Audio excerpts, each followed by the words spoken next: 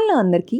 Finally IKEA shopping చేసేద్దాం వచ్చేయండి. Finally అని ఎందుకన్నానో కాసేపట్లో మీకు తెలుస్తుంది. యాక్చువల్‌గా నేను హైదరాబాద్‌కి వచ్చినప్పటి నుంచి అడుగుతున్నా మా అన్నని ఐకియాకి వెళ్దాము అని చెప్పి. ఎప్పుడు అడిగినా ఏదో ఒకటి చెప్తారనమాట. ఈరోజు వెళ్దాం, రేపు వెళ్దాం, ఎల్లుండి వెళ్దాం. కానీ ఒక్కరోజు కూడా తీసుకొని వెళ్ళలేదు. ఇంక ఇట్లయితే కుదరదు అని చెప్పి ఫైనల్‌గా పట్టుబట్టి వెళ్ళాల్సిందే అని చెప్పినాను. సరే 10 మినిట్స్ అయితే వస్తాను అని చెప్పానమాట.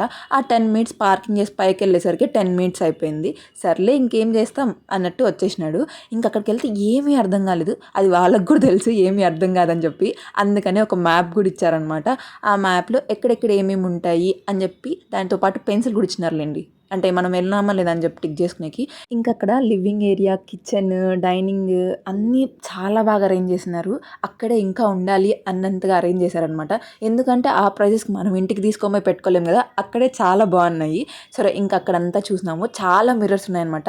ఖచ్చితంగా మిర్రర్ చూస్తే అమ్మాయిలకి మిర్రర్ సెల్ఫీ ముఖ్యం కదా బిగులు. అప్పుడే షాపింగ్ అయిపోయింది అనుకుంటారు. Wait for part 2.